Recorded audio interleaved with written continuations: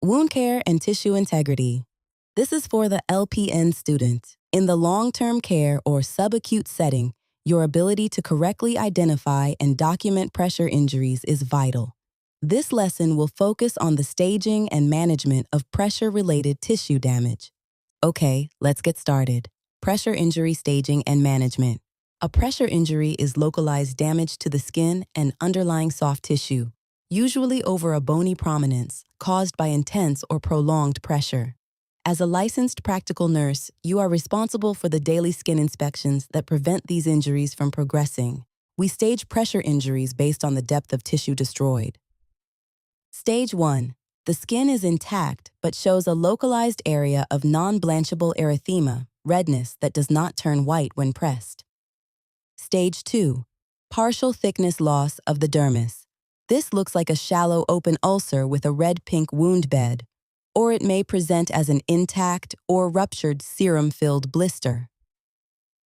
Stage 3. Full-thickness tissue loss. Subcutaneous fat may be visible, but bone, tendon, or muscle are not exposed. Stage 4.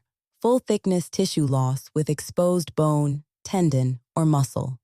Slough, yellow-tan dead tissue, or eschar, black-brown crust, may be present. Your management strategy focuses on pressure redistribution, turning the patient every 2 hours, and maintaining nutrition, specifically ensuring adequate protein and vitamin C intake to support collagen synthesis.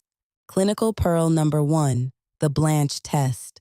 If you see a reddened area, press it firmly. If it turns white, blanches, and then turns red again, the microcirculation is still intact. If it stays red, non-blanchable, the tissue is already damaged and must be treated as a stage 1 pressure injury.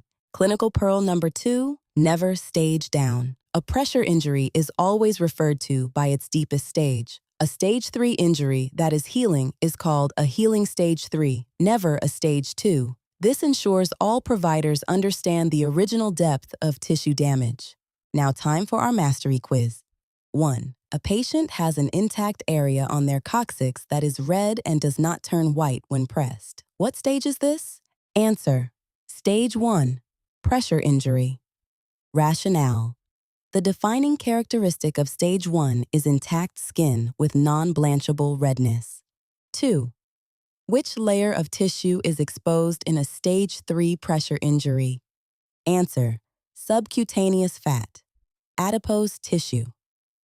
Rationale: stage 3 involves full-thickness skin loss involving the epidermis and dermis, reaching the fatty layer but stopping before the muscle or bone. 3. What is the minimum frequency for repositioning a patient who is at high risk for skin breakdown? Answer: every 2 hours.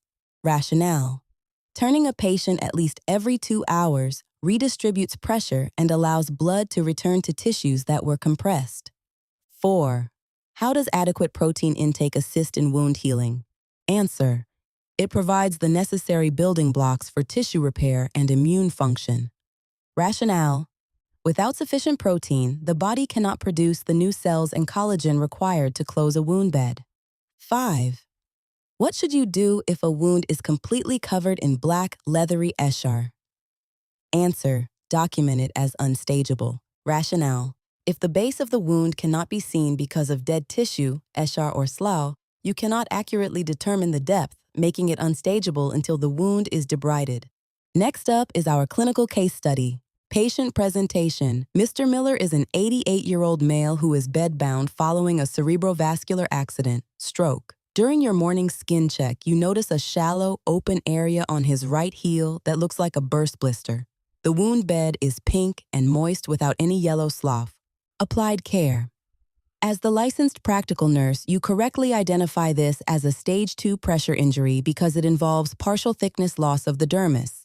You immediately implement a heel floating protocol using pillows to ensure his heels do not touch the mattress. You cleanse the area with normal saline and apply a protective hydrocolloid dressing to provide a moist environment for healing. You then update the registered nurse and ensure Mr. Miller's dietary plan includes a high-protein supplement to give his body the resources it needs to knit that tissue back together. You are doing a fantastic job mastering the complexities of patient care. Protecting a patient's skin is one of the greatest wins a nurse can have.